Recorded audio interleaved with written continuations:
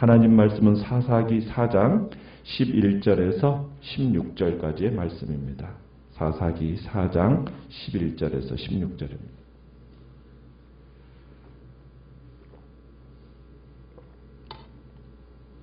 사사기 4장 11절에서 16절까지 교독합니다.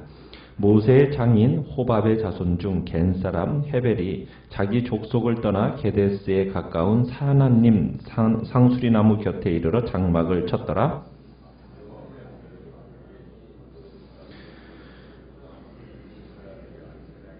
시스라가 모든 병거 곧 철병거 900대와 자기와 함께 있는 모든 백성을 하로셋 학고임에서부터 기손강으로 모은지라.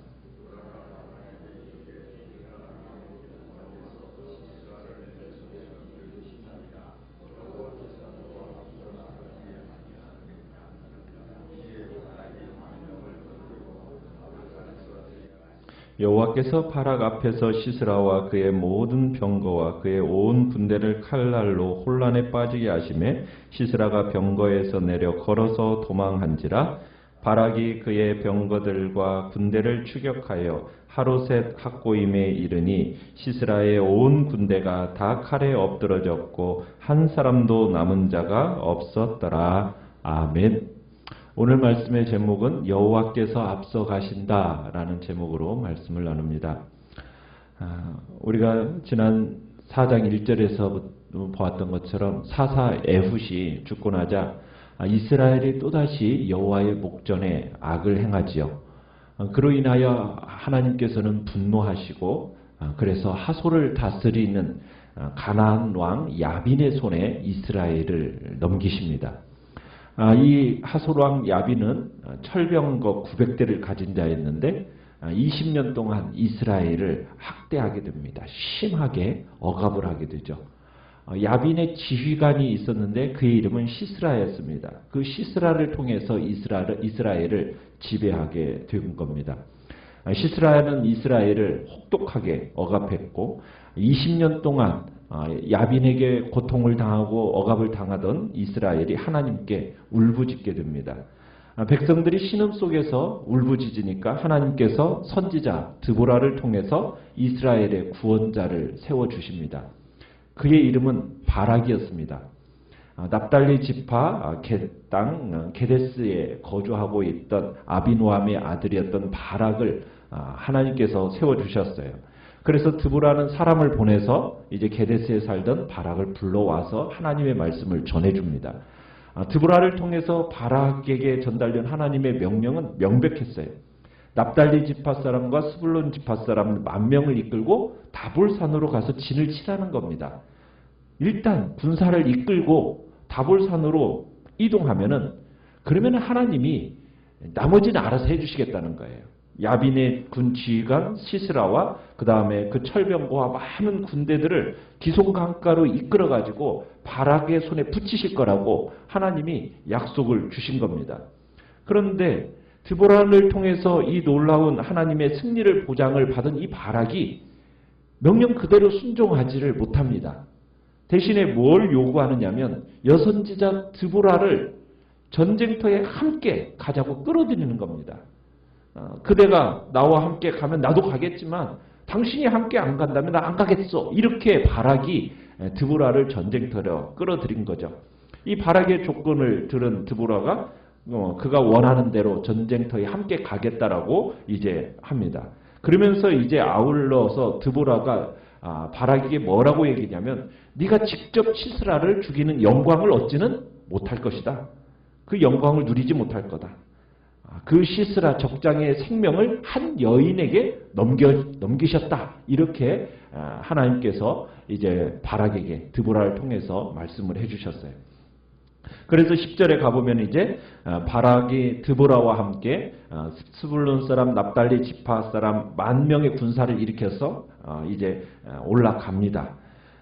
이제 다볼산으로 올라갔어요. 그러면 이제 지금까지의 흐름을 우리가 보면은 승리는 누구의 승리입니까? 바락의 승리로서 이제 신속하고 또 순식간에 임할 것이라는 어떤 기대가 우리에게 있잖아요. 그러면서 또 한 가지 이 시스라를 죽이는 영광은 어떤 여인이 차지하게 될까? 드보라가 차지하는 거 아닐까라는 어떤 기대감이 우리에게 찾아옵니다. 자, 그런데 갑자기 11절에서 엉뚱하게도 한 억구가 튀어나오죠. 누구 얘기가 나오느냐면 가나안 남쪽 요충지 아랏을 취했던 겐족의 한 후손이 갑자기 이야기에 등장합니다. 그러면서 이 사건이 전혀 예측하지 못한 쪽으로 전개가 돼요. 이 겐족은 모세의 장인이 속했던 족속이에요. 그 중에 헤벨이라는 사람이 있는데 이 사람이 자기 동족을 떠나가지고 게데스 부근에 있는 사하나님 상수리 근처에서 장막을 치고 살고 있었다라는 겁니다. 이 겐사람 헤벨이 게데스에 장막을 치고 살았다. 이 이야기가 잠시 후 이 이야기에 중요하게 작용할 것을 지금 암시하는 그 내용을 여기다 딱 덧붙이고 있는 거죠. 자, 그러면서 이제 12절부터 이제 그 전쟁의 이야기가 지속이 되는데요. 시스라는 바락이 대군을 이끌고서는 다볼산으로 올라갔다. 이 소식을 들었고서는 곧장 이제 시스라가 조치를 취하죠. 900대 철병거를 포함한 그의 전 병력을 그가 거하던 하로셋 학고임에서부터 기손 강가로 이동을 시킵니다. 자, 시스라는 별 어려움 없이 이 바락과 드보라의 이 군대 물리칠 거라고 아마 기대하고 있었던 것 같아요. 그런데 이 기손강이라는 강이 어떤 강이냐? 이스라엘 계곡을 가로지른 와디입니다. 와디가 뭐냐면 간헐천인데 평상시에는 마른 땅이에요. 그러다가 비마가 오면은 물이 흐르는 강. 그게 이제 와디거든요. 그런데 이 폭우가 쏟아지면은 지면이 완전 진흙탕이 돼버리는 겁니다. 그게 이제 이 기손강이에요. 자, 그런데 이 시스라가 병거를 이끌고서는 어디에 지금 진을 치고 있는 겁니까? 기손강 어귀에 진을 치고 있는 거예요. 이것은 마치 시스라가 자신의 전술에 따라서 이렇게 움직이는 것 같지만은 우리가 7절에서 보았던 것처럼 하나님께서 지금 그를 바락의 손에 붙이시기 위해서 하나님이 인도하신 거죠. 그죠? 하나님이 지금 시스라를 기송강가로 인도하신 것에 불과한 겁니다. 이 전쟁은 지금 하나님이 계획하신 대로 진행이 되고 있는 거예요. 그러면 시스라는 어떻게 될 거예요? 패할 것이라는 것이 분명하게 암시되어 있는 거죠. 그런데 여기서도 바락이 주도권을 잡지를 못해요. 14절에 가보시면 이 바락이 주도권을 쥐고서는 어떻게 했어야 됩니까? 공격! 이렇게 했어야 되는데 누구의 지시를 기다리고 있는 거예요? 드보라의 지시를 여기서도 기다리고 있는 겁니다. 그러니까 하나님께서 말씀하신 대로 시스라가 이 기손강가에 진을 치니까 하나님께서 약속하신 대로 일이 이루어질 것을 확신한 드보라가 바락에게 출전 명령을 내리는 겁니다. 그러니까 바락이 출전 명령을 내린 게 아니라 누가 출전 명령을 내리고 있어요? 드보라가 지금 출전 명령을 내리고 있는 거예요. 아마 지금 이스라엘 군대들은 어쩌면 넋을 잃고 지금 그 시스라 군대들을 바라보고 있었을지도 몰라요. 왜요? 이 철병거 900승, 여러분 그 거느린 시스라의 군대라를 한번 상상해 보십시오. 이 기송강에 넘치는 그 넓은 평지에 집결해 있는 그 모습들 한번 생각해 보라고요. 여러분 그 병거가 뭐 말 한 필씩만 하더라도 거의 말이 1000마리가 아닙니까? 근데 한 마리씩만 되겠어요? 2마리씩 뭐 심지어는 4마리씩도 가지는 게 병거잖아요. 그러니 거기에 어마어마한 말들이 가득 놓여져 있고 거기에 뭐 투구를 쓴 그리고 창검으로 이렇게 무장되어 있는 군사들이 그냥 번쩍번쩍거리면서 이스라엘 군대와 싸우겠다고 하고 있으니 이 이스라엘 군대가 기가 확 꺾였을 거라고요. 그게 그 이스라엘이 가지고 있는 무기라고 하는 것은 무슨 무기였겠어요? 그 사람들이 가지고 있는 뭐 제대로 훈련도 받지 못한 사람들이잖아요. 칼이나 뭐 작은 칼이나 막대기 같은 거 들고 있었을 텐데 그러면서 백병전을 아마 벌여야 되는데 지금 철병거를 가진 기마병하고 싸운다고 생각해 보면 이게 지금 이스라엘 군대가 지레 겁먹었을 것은 당연한 거예요. 자, 그런데 이때 이 기송강에 집결해 있는 적군을 보고서는 드보라가 바락에게 진급 명령을 내리는 겁니다. 뭐라고 하면서 외칩니까? 일어나라! 그러죠. 일어나라. 드보라가 지금 시스라의 그 군대의 위세에 전혀 눌리지 말고 일어나라. 당당하게 외칩니다. 일어나라.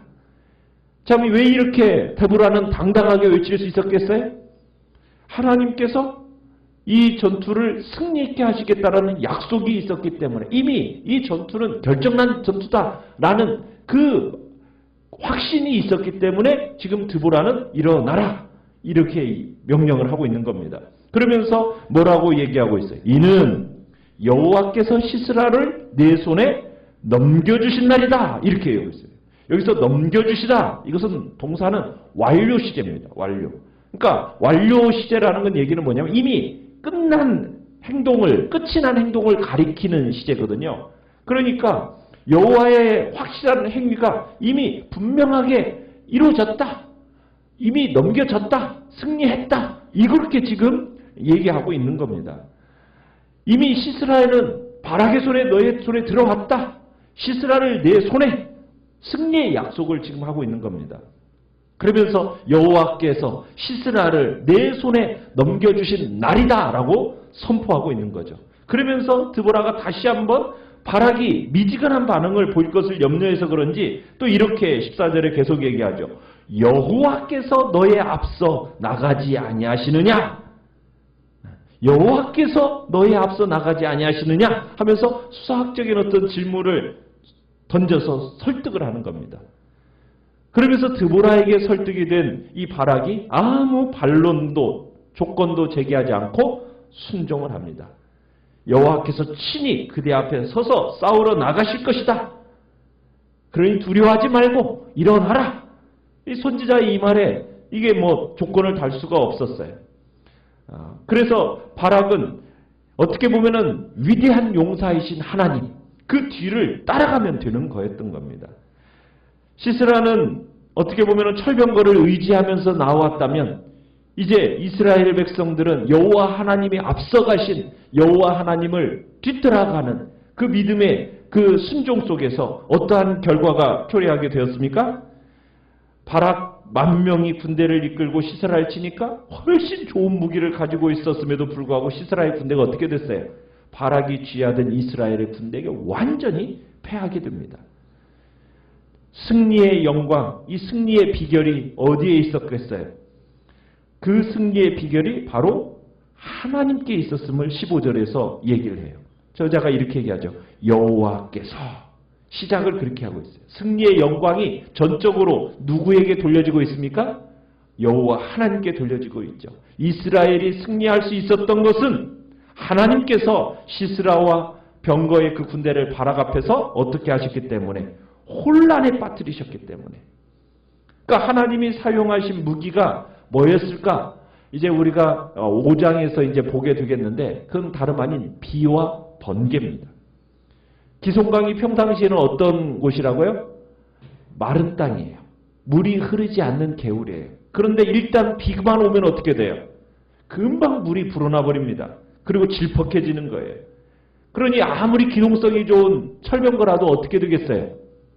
뭐 움직일 수가 없는 거예요. 비가 오고 땅이 진흙탕이 되어버리면 이 철병거가 무용지물이 되는 건 아무 쓸데가 없는 거예요. 결국 전쟁의 승패는 무기에 달려있는 것이 아니라 여호와 하나님께 속했다라는 것을 보여주는 대목인 겁니다.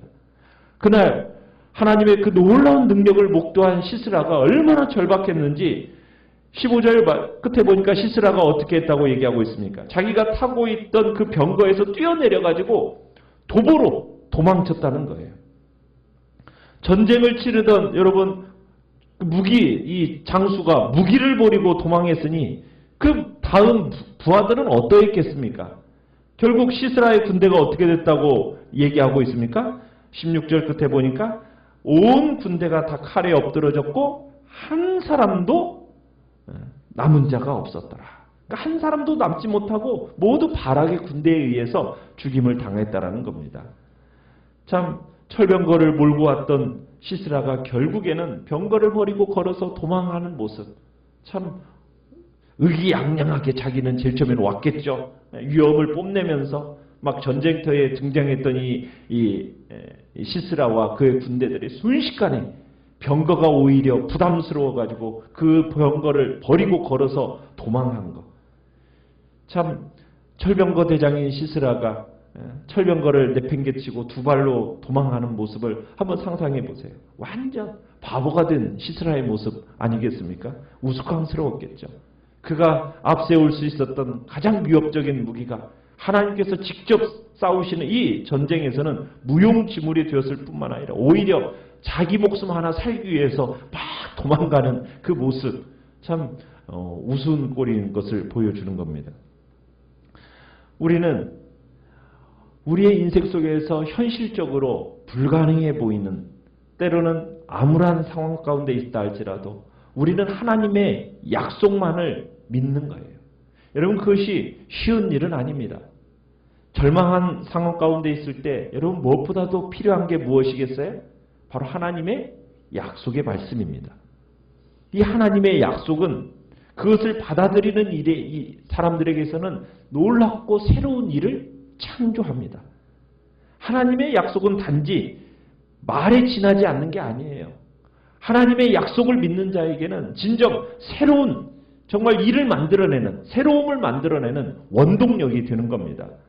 내가 가지고 있는 것이 전부라고 정말 생각하는 그 현실의 틀에 갇혀 있지 마십시오. 정말 하나님의 약속은 우리에게도 놀라운 선물로서 밖에서부터 우리에게 주어지는 거예요. 여러분, 그러면은 우리의 인생 속에서 하나님의 복된 은혜를 우리가 체험하게 됩니다. 우리는 현실의 울타리에 딱 갇혀가지고 참으로 더 이상 소망이 없다 이렇게 생각할 게 아니라 하나님의 약속에 대한 신뢰를 우리가 붙들고서는 그 약속을 받아들인다면 하늘의 환상과 이미지로 우리의 심령을 가득 채우며 나아갈 때 놀라운 승리가 있음을 우리에게 보여주는 대목입니다.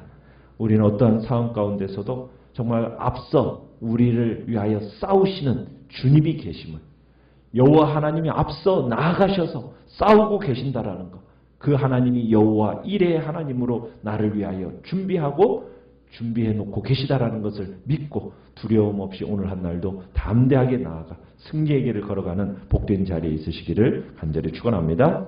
오늘 말씀을